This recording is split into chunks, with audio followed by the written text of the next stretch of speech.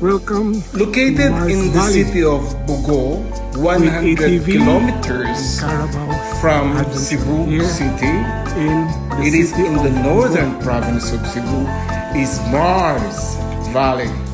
This is a very new mountain resort because it is located in a mountain hill, barangay in the city of BOGO.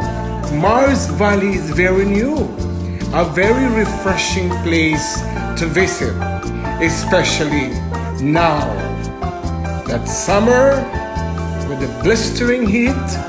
We need fresh air to breathe, minus the fear. Some activities that children would love, just like an ATV. They have an ATV for children. Look at, that's my grandson kid about to ride an ATV. And in fact, they also have a carabao race. No, you can take that carabao transport. The ATV would cost 400 pesos per ride, and the carabao race is 150 per. Kid, are you enjoying? Would that be exciting? And there is also a restaurant which prepares and concoct refreshing drink. Look at my family. That's my grandson King, my sister Gina, of course, my nephew Vincent, oh, my grandson Keith, and my angel Lori. They're waiting for their drinks, no? Their drinks, they ordered for Red Dragon Shake.